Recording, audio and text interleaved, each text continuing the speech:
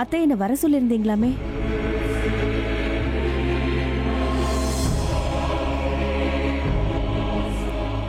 அத்தை, என்ன யோசனை பண்ணிக்கிட்டு இருக்கீங்க நீங்க? என்ன விஷயம்? என்ன வர சொல்லியிருந்தீங்களே? உண்மைதான். இவ்வளவு நேரமா நான் உனக்காக தான் காத்துக்கிட்டு இருந்தேன். என்ன ஆச்சு அத்தை? இன்னைக்கு ரொம்ப டென்ஷனா இருக்கீங்க. என்ன நடந்துச்சு? எனக்கு என்னமோ ரொம்ப குழப்பமா இருக்கு ஹேமா. நடக்கிற விஷயத்தை எல்லாம் பார்க்கும்போது எனக்கு ரொம்ப பயமா இருக்கு. நீங்க எந்த விஷயத்தை பத்தி பேசுறீங்க அத்தை? ஹர்ஷா இறந்ததை பத்தியா? ஆமா ஹேமா. இங்க பாருங்க அத்தை, செத்தவங்களை பத்தி பேசக்கூடாதுன்னு சொல்லுவாங்க. நானு இப்படி பேசுறேனே தப்பா நினைக்காதீங்க. ஆரம்பத்துல இருந்தே அந்த ஹர்ஷா ஒரு மாதிரி தான் நடந்துகிட்டான். அவன் எங்கிருந்து வந்தானே தெரியல. அவன் யாரு, அவன் குடும்பம் எப்படிப்பட்டது, நமக்கு இது எதுவுமே தெரியாது. திடீர்னு மயூரிய காரணம் காட்டி அந்த பிரச்சனைக்காக நம்ம வீட்டுக்குள்ள வந்தான். அவனாலதான் மயூரிக்கும் அர்ஜுனுக்கும் நடக்க இருந்த கல்யாணம் நின்னு போச்சு. அப்புறம் அவன் மேல எந்த தப்பும் இல்லைன்னு தெரிஞ்சது. அதுக்கப்புறம் மயூரிக்கு ஃப்ரெண்ட் ஆனா, அதோட அடிக்கடி நம்ம வீட்டுக்கு வர ஆரம்பிச்சான். அப்புறம் திடீர்னு காரணமே தெரியாம செத்து போயிட்டான். யாருக்கு தெரியும் யார் யார் கூடலாம் அவனுக்கு என்ன விரோதம் இருந்துச்சோ. கடைசியில தெருவுல கிடக்கிற பணம் ஆயிட்டான் பாருங்க. அவன் பண்ண பாவம் அவனை தானே சேரும் அத்தை. ஆனா இப்ப பிரச்சனை அது இல்ல. வேற என்ன அத்தை? இத பாரு, நீயும் மத்தவங்கள நினைச்சுக்கிட்டு இருக்கிற மாதிரி ஹர்ஷா ஒண்ணும் மனுஷனால கொலை செய்யப்படல. பின்ன ஹர்ஷாவை கொலை செஞ்சது ஒரு பாம்பு.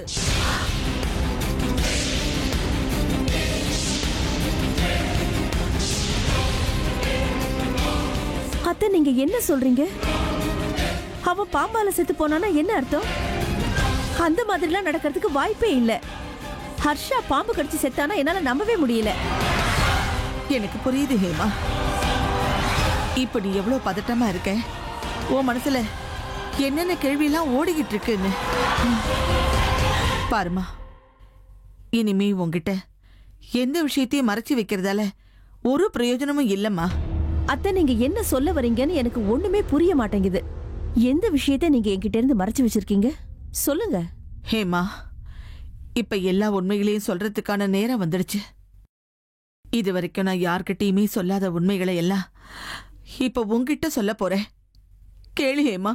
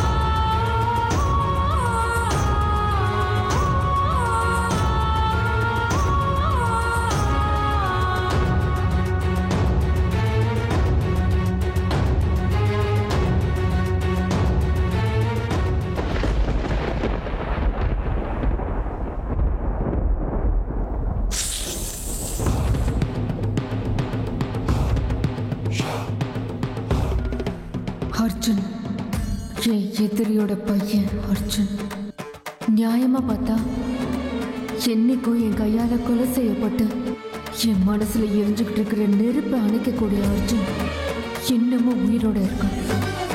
அதுவும் என் கண்ணு முன்னாடி. அவனும் மாறல, சந்தர்ப்பமும் மாறல. அப்படின்னா மாறி இருக்கிறது நானா? அர்ஜுனுக்காக நான் மாறி இருக்கேனா? என்னால நம்பவே முடியல.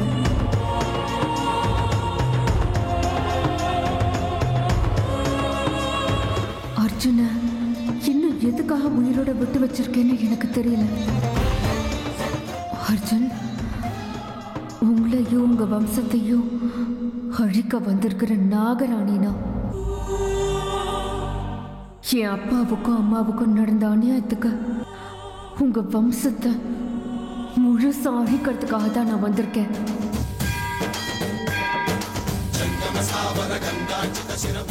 உங்க குடும்பத்தை நிர்மூலமாக்குற எவ்வளவோ சந்தர்ப்பங்கள் கிடைச்சும் என் கண்ணு முன்னாடி இருந்தும் நான் எதுக்காக பார்த்துக்கிட்டு சும்மா இருக்கேன்? எனக்கு எதனால உங்க மேல கரிசனம் வந்தது எனக்கு புரியவே மாட்டேங்குது. ஆனா ஒண்ணு மட்டும் உண்மை, நான் உங்க மேல காட்டுற கரிசனம் பாசம் எல்லாமே நிரந்தரமானது கிடையாது அர்ஜுன். இன்னைக்கு என்னோட மனசுல உங்க மேல இருக்கிற பாசம் அன்பு எல்லாமே விரோதமா மாறும்னு எனக்கு தெரியாது. எது வரைக்கும் என்னோட மனசுல விரோதங்கிற அந்த நெருப்பு அணைஞ்சிருக்கோ அந்த நாள் வரைக்கும் மட்டும்தான் நீ உயிரோட இருக்க முடியும் அர்ஜுன்.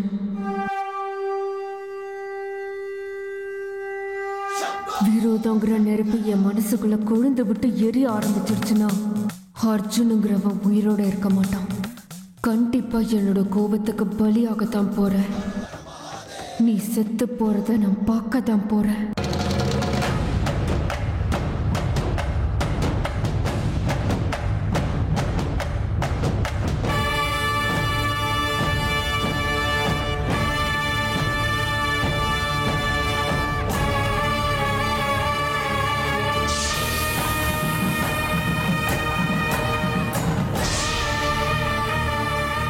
என்னை மன்னிச்சிடுன்னு உங்ககிட்ட கேட்கலாம்னா நான் எந்த தப்பும் பண்ணலையே.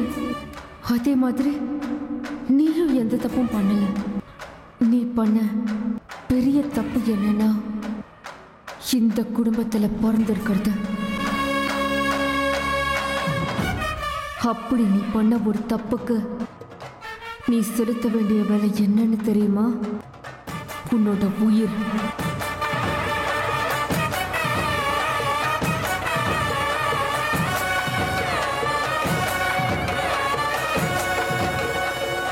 குழந்தைத்தனமா இருக்கிற உன்னோட முகத்தை பார்த்தாலே என்னோட மொத்த கோபமும் மறைஞ்சு போகுது. உங்க மேல அன்பு வருது. ஆனா உங்க வீட்டுல இருக்கிறவங்க என் குடும்பத்துக்கு செஞ்ச அநியாயத்தை நினைச்சு பார்க்கும்போது என்னோட எல்லா ஆசைகளும் மறைஞ்சு போகுது. என்னோட மனசுக்குள்ள இருக்கிறது விரோதம் விரோதம் விரோதம் மட்டும்தான். என்னோட போராட்டத்துக்கு தீர்வு கிடைக்கணும்னா இந்த அமிர்தா பாசத்தோட வழியில மாட்டிக்கவே கூடாது.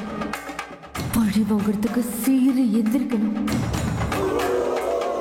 இப்போ நான் உன்னை பழி வாங்குறது அநியாயமா கூட இருக்கலாம். ஆனா எனக்கு அதை விட்ட வேற வழியே இல்லை. இன்னைக்கு ராத்திரி என் போராட்டத்துக்கான தீர்வு கிடைக்க போகுது. எனக்கு புது சக்தி கிடைக்க போகுது. அந்த சக்தியோட பேரு சேஷா.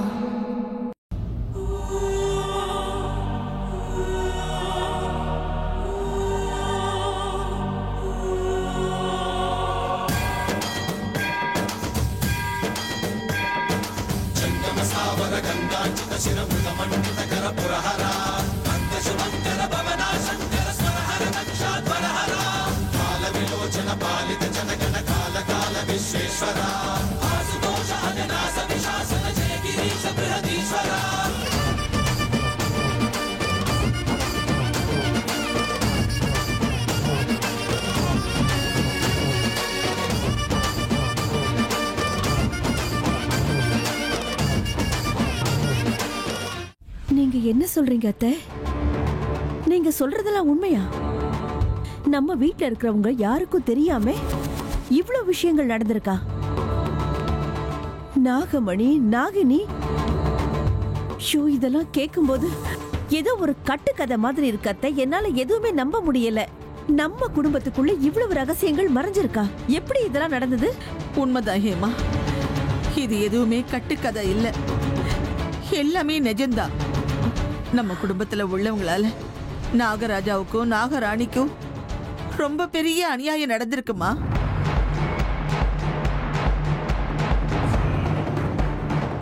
ஆமா ஹேமா, அவங்களுக்கு பண்ண அநியாயத்துக்காக நம்ம குடும்பத்தை பழி வாங்கறதுக்குன்னு அது துடியா துடிச்சுக்கிட்டு இருக்கு.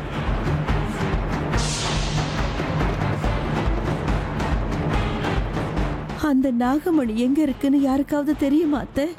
இல்ல ஹேமா, அந்த நாகமணி மேல ஆசைப்பட்டு நம்ம விஷ்ணுவும் ருத்ராவும் என்னைக்கு நாகராஜாவையும் நாகராணியையும் கொண்டாங்களோ அன்னையிலிருந்து அந்த நாகமணி யார் கண்ணுக்கும் தெரியல.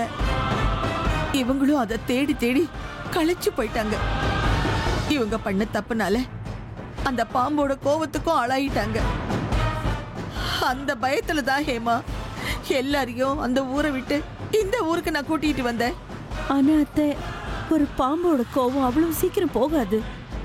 ஊர் மாதிரி வந்துட்டோன்னா தோஷ பரிகாரம் பண்ண மாதிரி ஆயிடுமா அத்தை? அவ்வளவு சுலபமா அந்த நாகத்துக்கிட்ட இருந்து நம்மளால தப்பிக்க முடியுமா சொல்லுங்க? தப்பிக்கணுங்கிற எண்ணமே தப்பு ஹேமா. இதோ இப்ப நடந்துகிட்டு இருக்கே இந்த பிரச்சனைகள்லாம் எதனால நடக்குதுன்னு நினைச்சிட்டு இருக்க? அன்னைக்கு நம்ம விஷ்ணு ருத்ராவோட ஃப்ரெண்ட கொன்னது யாருன்னு உனக்கு தெரியுமா?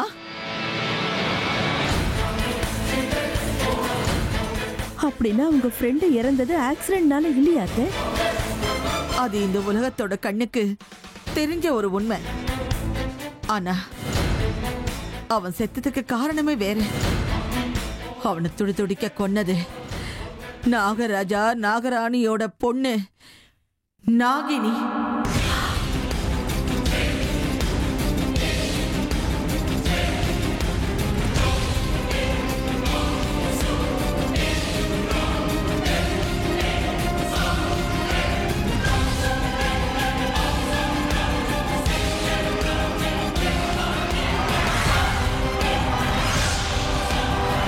நம்ம வம்சத்தை சேர்ந்தவங்களை கொலை செய்யணும்னு கோவமா படம் எடுத்து நின்னுகிட்டு இருக்கா.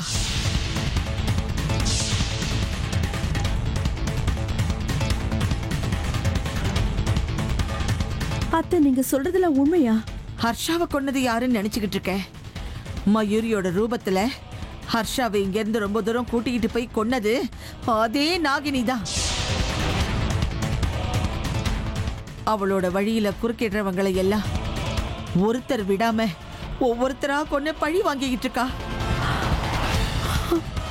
இப்ப அவ வரிசையில இருக்கிறது 2 பேரு. அது நம்ம விஷ்ணு ருத்ரா.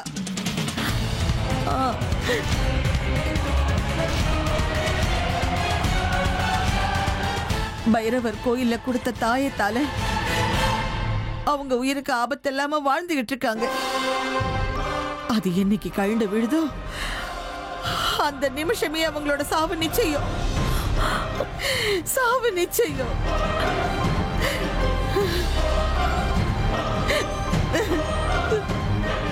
அந்த நாகினியோட பழி வாங்குற எண்ணத்துல இருந்து விஷ்ணு ருத்ராவை எப்படி காப்பாத்த போறோம்?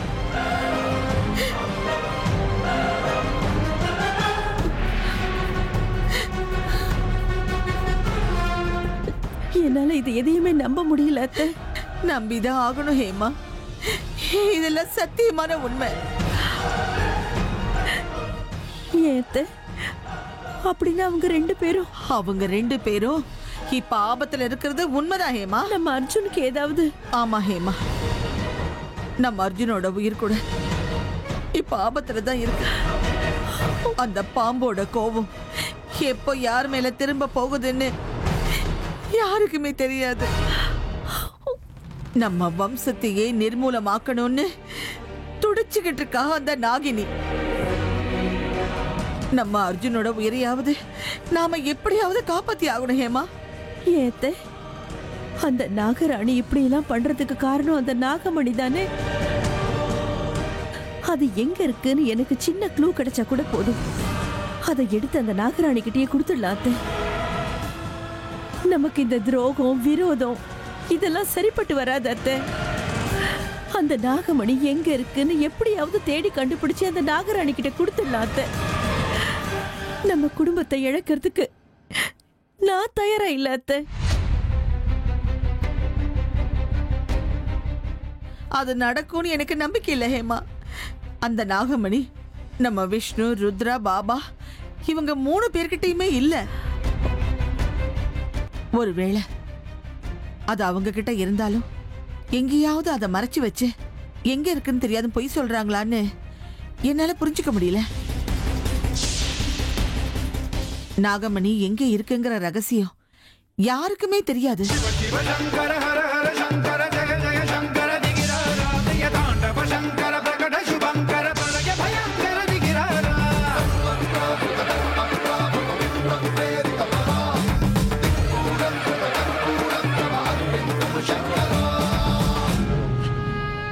தெரிஞ்சுதான் ஆகணும். நாகமணி எங்க இருக்குங்கிற ரகசியம் இன்னைக்கு இல்லைன்னா நாளைக்கு வெளியே வந்துதான் ஆகணும். கூடிய சீக்கிரமே இந்த குடும்பத்துல ஒருத்தவங்கள நான் பலி கொடுத்தே தீருவேன். அப்படி நடந்ததுக்கு அப்புறம் எல்லா உண்மைகளும் வெளியே வரதான் போகுது. அதுக்காக நான் காத்துக்கிட்டு இருக்கேன். ஞாபகம் இருக்கட்டும், கோபத்தோட படையெடுத்து நிக்கிறது நாகராணி. நியாயம் கிடைக்கிற வரைக்கும் இந்த போராட்டத்தை நான் நிறுத்த மாட்டேன். அப்படின்னா இப்ப நம்ம என்ன பண்றது அத்தை? நினைச்சாலே எனக்கு உடம்பெல்லாம் நடுங்குது. எனக்கு புரியுது ஹேமா. ஆனா அந்த நாகினியை எதிர்க்க யாராலையுமே முடியாது. ஆனாலும் இந்த பிரச்சனையிலிருந்து நம்ம குடும்பத்தை காப்பாத்தி வெளியில கொண்டு வந்துதான் தீரணும்.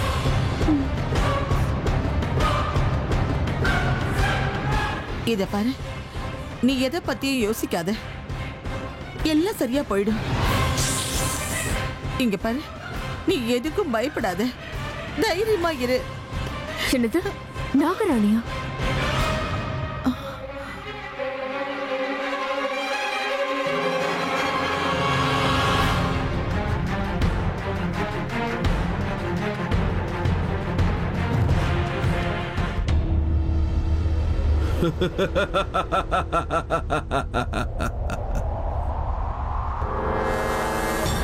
பலி கொடுக்க சரியான நேரம்.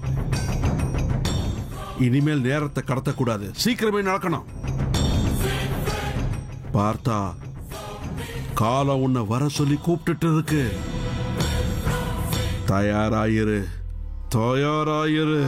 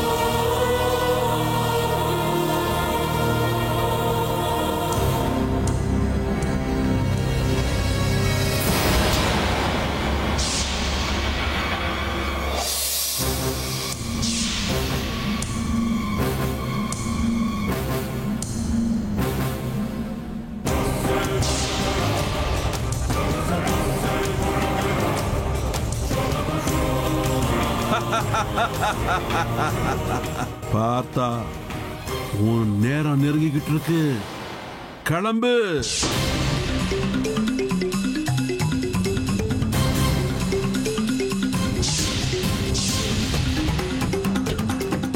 நான் என்ன தப்பு பண்ண? நான் ஏன் என் உயிரை விடணும்னு கேட்கிற கேள்வி சகஜம்தான். ஆனா எதுக்குன்னு தெரியுமா?